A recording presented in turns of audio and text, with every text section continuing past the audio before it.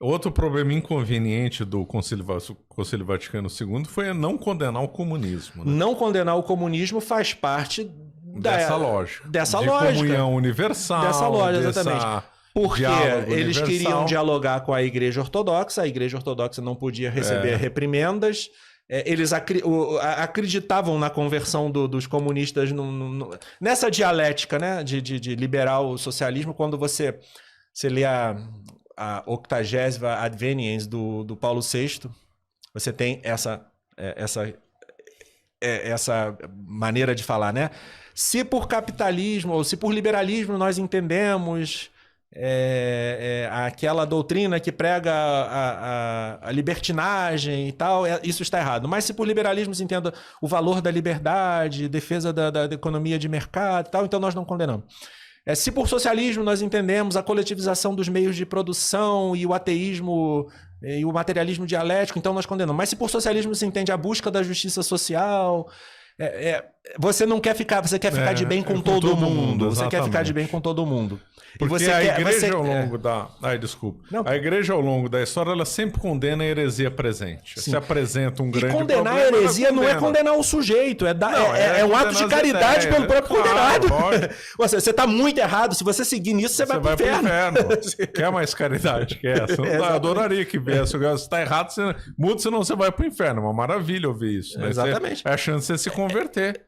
E aí o comunismo se apresenta como a coisa mais criminosa da história da humanidade, a igreja vai lá e não condena. Não condena. Não condena. O remédio da misericórdia não pode ser um remédio não pode ser unilateral, assim, geral. O remédio da misericórdia para quem é digno de misericórdia. Ideias e práticas assassinas não são dignas de misericórdia, são dignas de juízo. São dignas exatamente. No tempo da história, a misericórdia e o juízo sempre têm de andar juntos. O juízo contra o erro para que o pecador seja alcançado pela misericórdia. Porque só a misericórdia não é misericórdia, não, é falsa misericórdia. Falsa, então é falsa misericórdia. Ao longo do tempo, nós vemos palavras foram corrompidas, né? E digamos assim, bom, vai que seria válido na década de 60 por conta do pós-guerra e daquela situação da Guerra Fria, o João 23 ajudando a impedir a crise dos mísseis em Cuba, não sei o quê. Vai que ele acreditasse nisso, que ele não queria acreditar no terceiro segredo de Fátima, que ele fosse sincero. A sinceridade aí não garante a prudência e nada, mas depois de ver uma década de ver a igreja se acabando, você tem que parar e voltar atrás. Assim, o prudente, o honesto é diante de um... Não é insistir que é primavera do Espírito Santo, que é um inverno terrível. O Paulo VI acabou confessando, né? Ele dizia, ora, aqui a igreja se autodemolindo, mas ele estava falando das críticas que ele estava recebendo e dos hereges internos. Mas por que estava acontecendo isso? Porque faltou autoridade magisterial judicial para condenar o erro. E faltava. O método continuou sendo exercido até a condenação dos teólogos da libertação e dos teólogos morais e imorais sob João Paulo II e João 23. O Paulo VI escreveu a encíclica Humanae Vitae, né? Uma encíclica que corretamente apontava o erro nefasto da anticoncepção e propunha a paternidade responsável. Mas essa encíclica foi rejeitada por um montão de bispos, teólogos e tal. E nada, assim, não como se nada, não acontecia nada, ninguém era punido. E hoje em dia, essa encíclica que faz parte do magistério ordinário universal, porque é a reiteração da doutrina de sempre, né? O problema da anticoncepção atual é só um modo de anticoncepção farmacêutico e uma tecnologia diferente, mas não é um problema moral diferente. A anticoncepção é sempre moral desde que Onã, no Antigo Testamento... Enfim, não tem... Como é que você vê o mistério de Fátima? O mistério de Fátima, eu acredito que aquela versão ou interpretação teológica do cardeal Ratzinger não deve ser a verdade, mas Eu não estudei os livros, os textos, os investigadores do problema de Fátima. Eu simplesmente suspendo o meu juízo a respeito de que a interpretação seja aquela. Eu acredito que ainda pode ser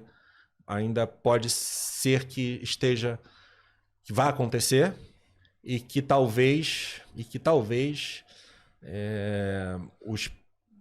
os papas não tenham dado ouvido a Nossa Senhora a respeito do problema interno que é essa realidade conciliar. Mas é pura, é pura especulação, porque eu não investiguei essa questão com seriedade para poder falar com propriedade, não. Muito bem. Um dos fechos do concílio foi a reforma litúrgica, né? Ah, sim, a reforma litúrgica. Depois de Gaudium et Spes, pelo seu universalismo latente, né? A reforma litúrgica, sem dúvida, é a pior coisa, porque ela colocou no lugar da liturgia tradicional uma liturgia fabricada, isso até o Ratzinger diz nos seus escritos litúrgicos, uma liturgia fabricada, com a concepção de que o Papa tem um poder sobre a tradição. Isso me parece inverídico, assim, não faz sentido o Papa ter tal poder que ele cria um rito litúrgico. Uma má leitura canônica de textos de Trento, da Mediator Dei, de que a aprovação dos papas garante toda a bondade dos ritos e tal. Na verdade, todo texto jurídico tem que ser interpretado, e todo texto que não é uma proclamação de dogma tem que ser interpretado circunstancialmente. Quando o Concílio de Trento diz a igreja não pode aprovar ritos maus, ela está se referindo, ela está brigando com os protestantes, que estão falando que o rito tradicional era ruim, ela estava afirmando que a concepção sacrificial da missa, que o missal tradicional, né, que São Pio V não compôs, ele simplesmente reconheceu na bula, Primum Tempore. Então o Concílio de Trento está falando, a igreja não pode fazer ritos mal, mas isso é uma palavra circunstancial, contingente. Os tridentinos, se viessem e vissem o rito atual, manteriam a mesma afirmação? Então, eu defendo no capítulo enorme que eu faço sobre a reforma litúrgica. Conta um pouco da história dessa reforma, então. Como é que ela começou? A reforma litúrgica embora eu não tenha tido uma perspectiva historiográfica no meu livro, a questão dos bastidores da reforma litúrgica me interessou mais. E eu fiz um apanhado. Eu li a obra A Reforma Litúrgica do Annibale Bugnini, do Monsenhor Annibale Bugnini, que conta como foi feita a reforma. A reforma tem seu precedente no movimento litúrgico e na reforma da Semana Santa de 55 e na reforma do Missal de 62, que inseriu o nome de São José e tirou um confiteor e tal. Mas todas as reformas até então, por mais que a novidade... o próprio São Pio X já tinha mudado substancialmente os textos do breviário, né?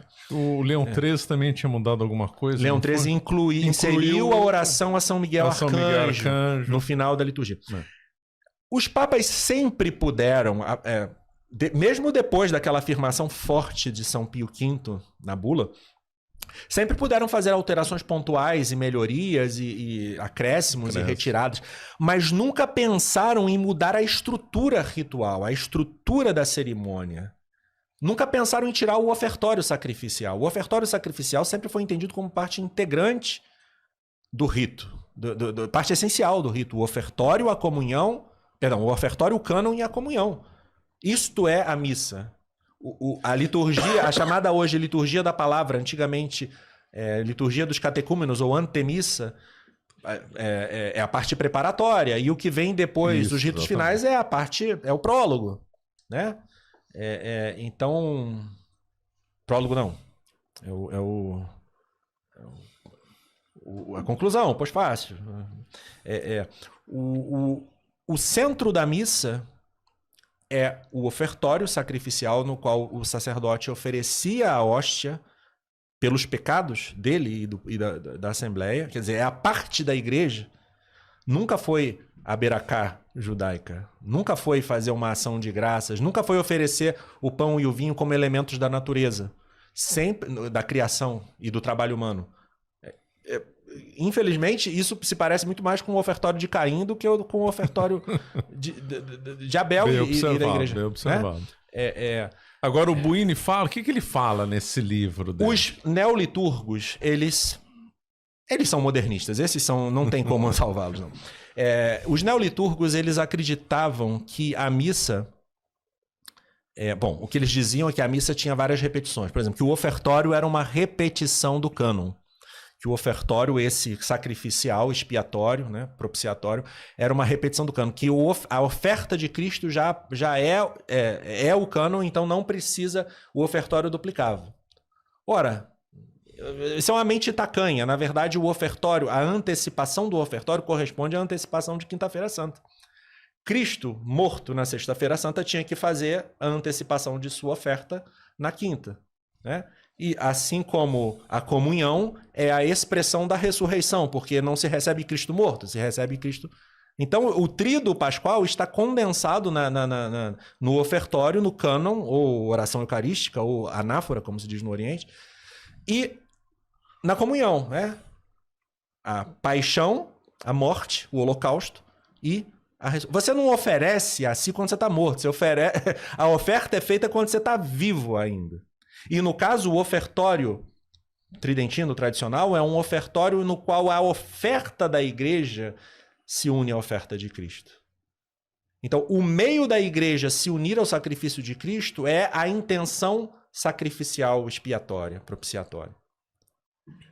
Os neoliturgos queriam tirar os neoliturgos com a sua concepção protestantizante e judaizante, fundo universalista, evidentemente.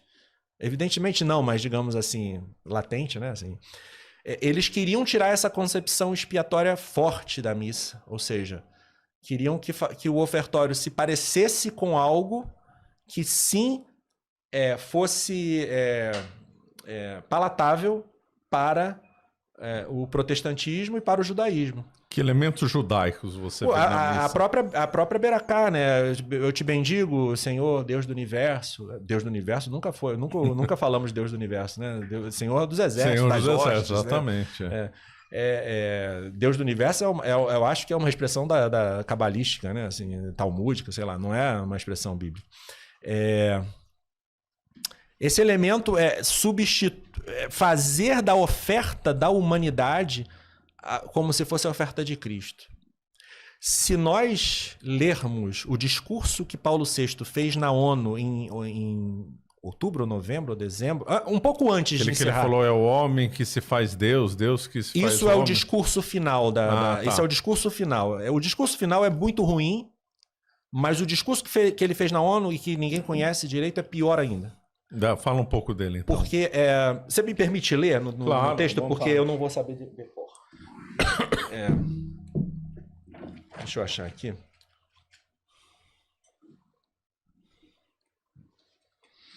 Hum, 660.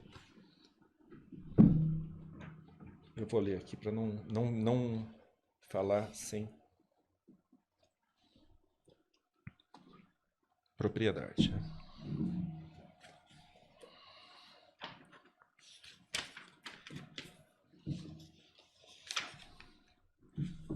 Eu já estou em Francisco, não é isso? Desculpa aqui.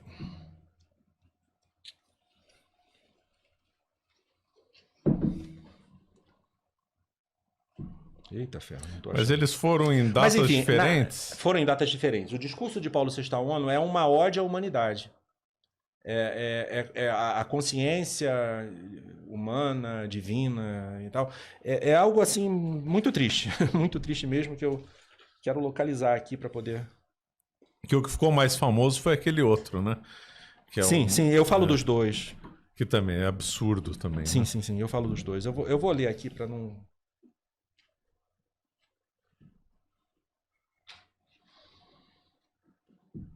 Gente, onde é que tá?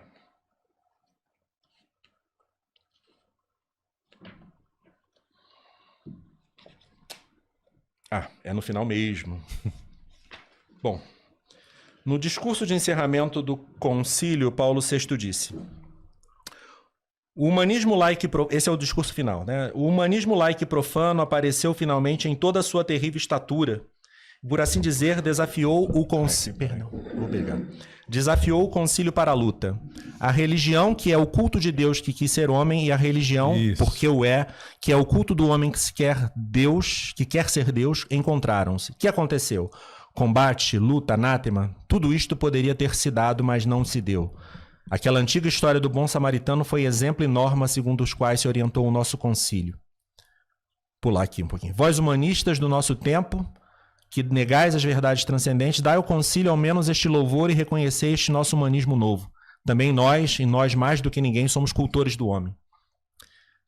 E aí eu comento, né? Uma kantiana religião do homem que quer ser Deus, em muitos sentidos parece ter prevalecido neste encontro. Em Gaudium et Spes, a religião parece reduzida a mera luz para os problemas humanos, como se ela consistisse no conhecimento dos nossos deveres como mandamento divino, estou citando Kant. Ou então num personalismo imanentista em que o homem é o fim terminal da criação, Kant de novo. E a boa vontade, ou então a consciência do dever, é suficiente independentemente daquilo que promove ou realiza, Kant novamente. Um pouco antes do encerramento do Concílio Vaticano II, durante a última sessão, Paulo VI foi à ONU e seu discurso é um eco dessa fraternidade universal, imanentista e humanista. Então, estaríamos tentados, vou dizer alguns trechos, tá? Estaríamos tentados a dizer que a vossa característica reflete, de certa maneira, na ordem temporal, o que a nossa Igreja Católica quer ser na ordem espiritual, única e universal. Quer dizer, a ONU virou a cidade dos homens abençoada. Quem não vê a necessidade de chegar assim progressivamente a instaurar uma autoridade mundial capaz de poder agir eficazmente no plano jurídico e político? É como se o Papa estivesse outorgando à ONU, a essa autoridade política mundial, um papel cristianíssimo, né? Religiosíssimo. Como se fosse. A ONU é a grande escola onde se recebe essa educação. Obrigado a vós, glória a vós. Nossa, que horror. Ensinais a paz aos homens. A ONU é a grande escola onde se recebe essa educação. E nós estamos aqui na aula magna desta escola. Ele foi lá para aprender com a ONU. O mundo olha para vós como para os arquitetos, a noção de arquiteto, os construtores da paz. É a maior, a Organização das Nações Unidas é a maior esperança do mundo, não é a igreja. Que vergonha esse discurso. Este edifício que vós construís não assenta em bases puramente materiais e terrestres, porque então seria um edifício construído sobre areia. Assenta antes de tudo sobre as nossas consciências. Sim, chegou o momento da conversão, da transformação pessoal, da renovação interior. Devemos habituar-nos a pensar o homem de uma maneira nova, mas não está convidando a conversão, ele está... Esses indispensáveis princípios da sabedoria superior não podem repousar. É nossa convicção, vós o sabeis, senão na fé em Deus. Claro, aí no final Deus entra, mas... O Deus desconhecido de que falava São Paulo aos atenienses no Areópago. O Deus desconhecido, você não precisa se converter a ele. Bom, e aí eu termino dizendo, voltando agora ao discurso final, a verdade nua e crua é que no paralelismo com a parábola do bom samaritano, o concílio, considerado em seu espírito, que é o de Gaudium et Spes, abriu as portas aos assaltantes. Então, mas agora... eu termino o livro com esperança. Assim, eu considero que essa pastoralidade conciliar ela não é capaz de destruir a igreja, embora ela tenha sido capaz, por conta da falta de autoridade, da firmeza magisterial e dessa abertura a essa concepção milenarista, joaquinita, universalista, panenteísta, cristã, ela permitiu esse estado de coisas no interior da igreja e permitiu que o mal crescesse no mundo. E no mundo que até então era católico, era cristão, de uma forma como nunca antes, durante a vida da cristandade, houve. Porque a crise arianista, a crise renascentista, a crise do século XIV, são crises enormes. Mas nada supera um mundo onde o aborto é um direito legal universal, nada supera um mundo onde a luxúria se converte numa coisa comum e louvável, nada supera um mundo onde os próprios bispos e fazem documento, e o próprio Papa faz um documento com erros clamorosos, como Amoris Laetitia, como esse último, que é Fiducia Supplicans. Você acaba de assistir um corte do Caravelas Podcast. Na tela está aparecendo o episódio completo e outro corte. Muito obrigado pela atenção.